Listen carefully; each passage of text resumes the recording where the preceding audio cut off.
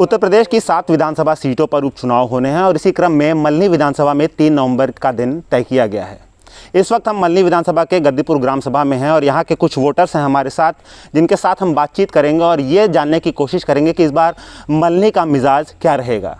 सभी प्रमुख दल यहाँ से अपनी दावेदारी पेश कर रहे हैं और इसके इतर एक निर्दलीय प्रत्याशी भी अपनी जोर आजमाइश यहाँ से कर रहा है। लेकिन ऐसे में वोटरों से जानना ये बहुत अहम है और ज़रूरी है कि यहाँ के प्रमुख मुद्दे क्या हैं, किन बातों को ध्यान में रख करके यहाँ के वोटर्स वोट देने जा रहे हैं इस बार। और इसी क्रम में बात करेंगे इनसे। चाचा, आपका क्या नाम है? नारायण प्रसाद मिश्रा। मल्हनी में उपचुनाव होना है 3 नवंबर को।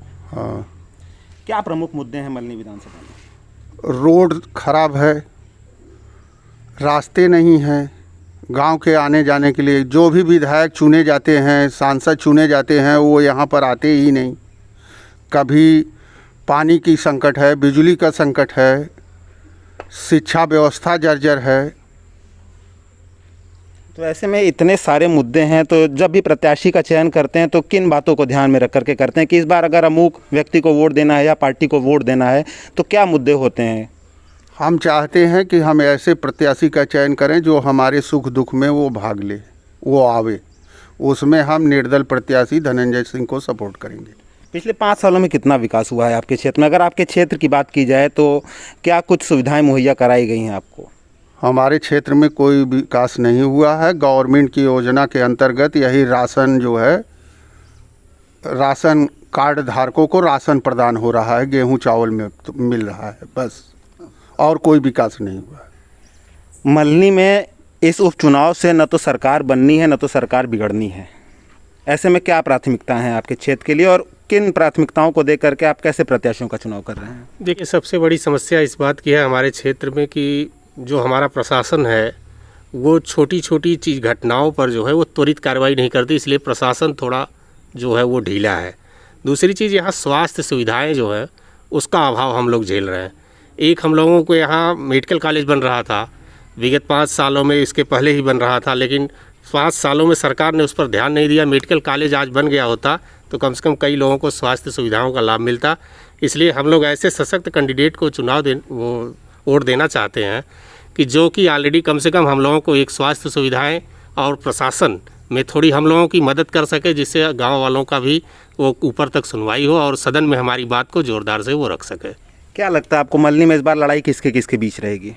देखिए, यहाँ लड़ाई, चूँकि सीटिंग जो विधायक थे वो पारसनाथ यादव जी के लड़के हैं, थोड़ी सिंपैथी लेकर के लकी भाई भी चुनाव लड़ रहे हैं।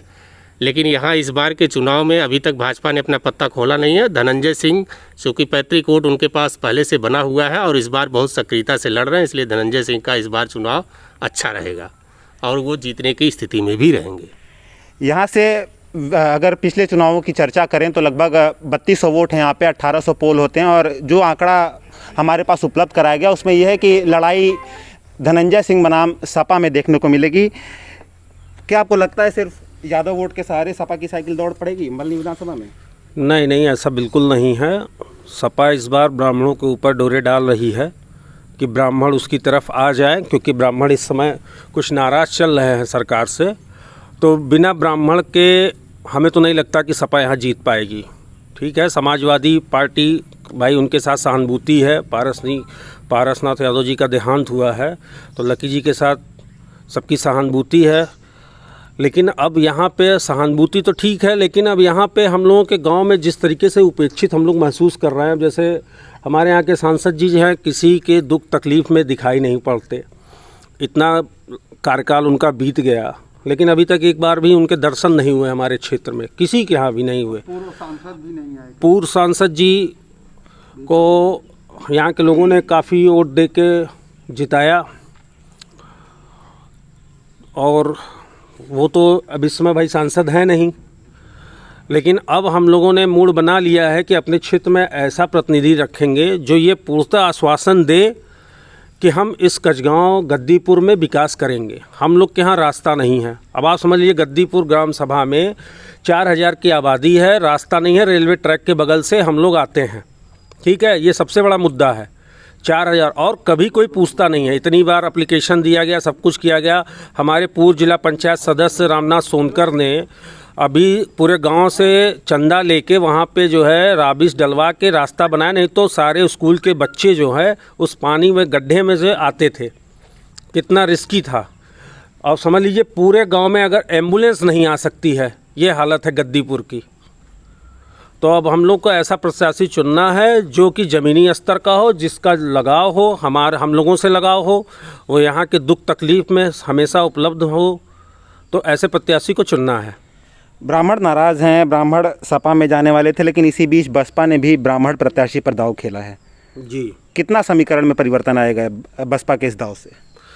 देखिए बसपा जो है इतना लेट प्रत्याशी, उसका कुछ कंफर्म तो रहता नहीं है। अभी जो जयप्रकाश दुबे जी लड़ रहे हैं, पता नहीं उनका भी क्लियर रहेगा कि नहीं रहेगा, ये तो अभी वो खुद दुविधा में है।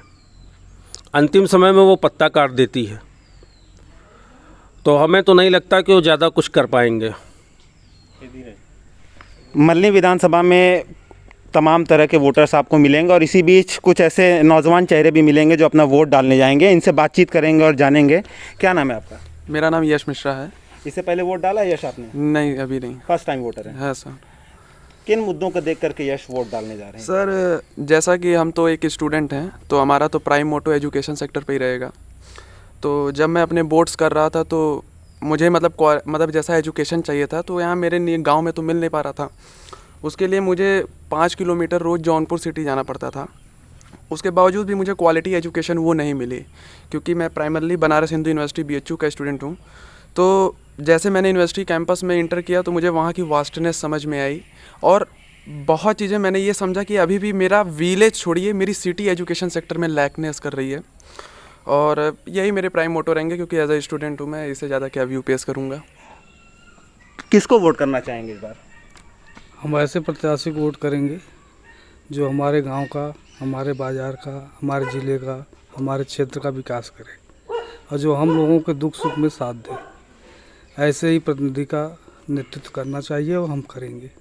लड़ाई किसके किसके बीच रहेगी मल्हनी विधानसभा में? लड़ाई तो हमारे हिसाब से तो पारस जी के निधन की वजह से लकी के लोगों का जो है कि विचार है करेंगे, लेकिन ज़्यादातर लड़ाई धनंजय और लकी के बीच में ही रहेगा। भाजपा कहीं नज़र नहीं आ रही है इन सब के बीच में आपको? भाजपा नज़र आती है, लेकिन भाजपा के जो लोग हैं इस समय वो कुछ दूसरे ही रुआब में उड़ रहे हैं, इसलिए भाजपा यहाँ इस बार पनपेगी नहीं है। और रारी में तो मैं इतना बड़ा हो गया, भाजपा कभी जीती ही नहीं है।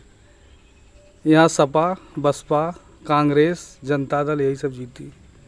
और देखिए गद्दीपुर गांव एक ऐसा गांव है जहाँ रेलवे के किनारे लोग गिट्टी पर से आते जाते हैं, यहाँ का कोई ध्यान ही नहीं देता। पारस 2 बार विधायक हुए, इसके पहले और विधायक हुए, लेकिन किसी के बस लोग आएंगे कहेंगे हाँ ठीक है इस बार तो पक्का रोड बनवा देंगे हम, लेकिन जब जीत के जाते तो उनको पता ही नहीं गद्दीपुर के लोग कैसे आते जाते हैं। बसपा ने ब्राह्मण प्रत्याशी पर दाव खेला है। क्या लगता है कितना असर डाल पाएगी बसपा इस समीकरण को बदलने में? कुछ भी नहीं असर होगा। धनंजय को छोड़ करके कोई नहीं सोचेगा कि हम दादा ऐसा क्या है इस एक नाम में कि मल्हनी विधानसभा में हर तरफ यही चर्चा हो रही है, बाकी और दलों का नाम? चर्चा ये है कि यहाँ पे जो जितना वो काम कर दिए थे, 24 घंटे बिजली आना, हर समस्या, एक गरीबों के घर जाना दुख सुख में, हर एक के दुख सुख को बताते थे।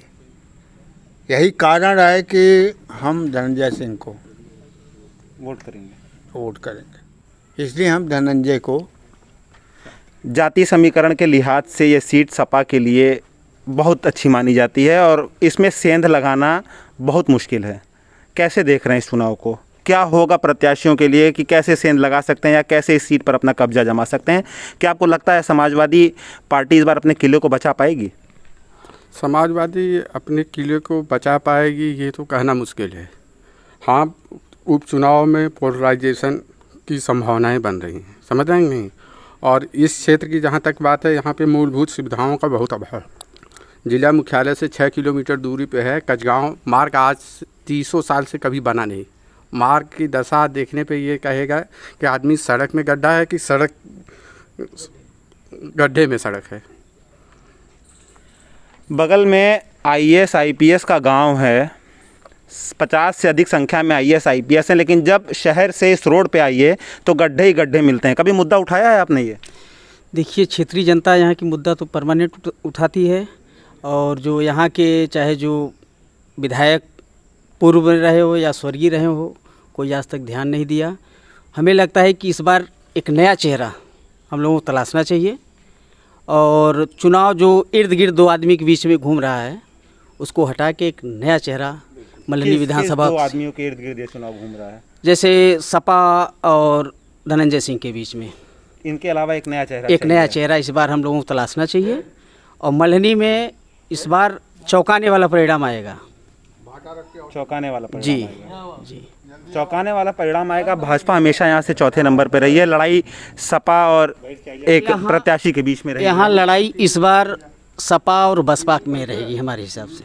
सपा बसपा में जी, क्योंकि भाजपा के जितने भी लोग हैं, जितने यहाँ के विधायक हैं, बहुत बढ़िया काम नहीं कर पाए हैं, और मल्हनी विधानसभा में कोई भी, जैसे पारसनाथ जी थे तो ये कहते थे कि मेरी सरकार नहीं है, मेरे पास बजट नहीं है, हमको फंडिंग नहीं हो रही है, हम सड़क नहीं बनवा सकते, नल नहीं लगवा सकते, ये बहाना करके वो हट जाते थे। तो निधि तो कोरोना की वजह से अभी भी वैसे बंद हो गई है, तो कैसे विकास कार्य होंगे फिर? निधि बंद हो गई है, जो 1 साल या 1.5 साल जो बचे हुए हैं, बाकी जैसे अन्य विधानसभा में जो फंडिंग गवर्नमेंट की आएगी उस आधार पे अगर हमारे यहाँ भी मल्हनी में आएगी, वही फंडिंग हमारे मल्हनी में अगर सही समय पे उस फंडिंग का उपयोग किया जाए, और जो नया चेहरा जो इस बार आएगा आपको, अगर वो जीतेगा तो निश्चित है विकास कार्य होगा। देखने में इस बार ये अच्छा है कि फर्स्ट टाइम वोटर्स अपने मुद्दों को लेकर के काफ़ी प्रभावी दिख रहे हैं। एजुकेशन भी एक मुद्दा बन रहा है, और जातिवाद के नाम पर, जाति समीकरण के नाम पर उपचुनाव में वोट देना कितना प्रभावी हो सकता है, ये देखना दिलचस्प रहेगा। आदित्य भारद्वाज, CBN, जौनपुर।